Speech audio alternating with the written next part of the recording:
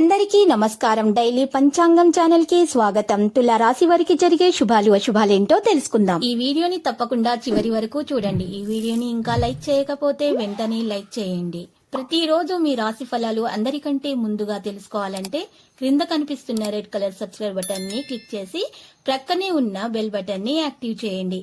అలాగే ఈ వీడియోని తప్పకుండా మీ మిత్రులందరితో షేర్ చేయండి. ఈ రోజు మీ కుటుంబంలో పెద్దవారిని ఎలక్ట్రానిక్ వస్తువుల నుంచి దూరంగా ఉంచండి. ప్రమాదాలు జరిగే అవకాశాలు సంకేతాలు కనిపిస్తున్నాయి కాబట్టి మీరు అప్రమత్తంగా ఉండాల్సిన సమయము. మీరు ప్రతి పని మీద శ్రద్ధ పెట్టాల్సి ఉంటుంది మరియు ముఖ్యంగా పెద్దవారి మీద ఎక్కువగా శ్రద్ధ పెట్టండి. శుభకార్య ప్రయత్నాలు చేస్తారు మరియు ఈ రోజు మీరు ఇంట్లో పూజలు నిర్వహించటం వల్ల మీ ఆటంకాలు తొలగిపోతాయి. మీకు ఎటువంటి ప్రమాదం అనేది దరిచేరదు.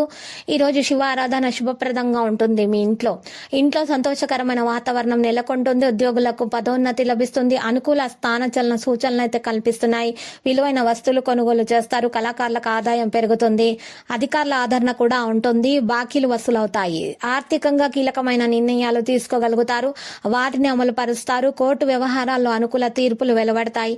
విద్యార్థులు శ్రమతో కూడిన విజయాలు సాధించడం జరుగుతుంది. స్థిరాస్తుల ద్వారా ఆదాయం సమకూరుతుంది. దుర్గాదేవి ఆరాధన మేలు కలిగిస్తుంది. ఈ రోజు శని బలంగా యోగిస్తున్నాడు మరియు గురుబలము తక్కువ. పనులు మందకొడిగా సాగుతాయి. స్నేహితుల సహకారం అవసరము. సహోద్యోగుల విమర్శలు ఎదుర్కోవాల్సి వస్తుంది. కుటుంబ సభ్యుల సహకారం అయితే అందుతుంది. పెద్దల సలహాలు పాటించడం అవసరం. ఆదాయం స్థిరంగానే ఉంటుంది. కళాకారులకు ఆదరణ పెరుగుతుంది. వ్యాపారస్తులకు మరి మేలు కలిగే అవకాశాలు ఉన్నాయి. వ్యాపార విస్తరణ ప్రయత్నాలు ముందుకు సాగుతాయి. ఈ రోజు చూసినట్లయితే ఆదాయం సమకూరుతుంది. సోదరుల వివాదాలు పరిష్కారం అవుతాయి. ఆరోగ్యం నిలకడగానే ఉంటుంది. ఇష్ట దేవతలను ఆరాధించండి. మీకు శుభప్రదంగా ఉంటుంది. స్నేహితుల యొక్క సహకారాలు కూడా లభిస్తాయి.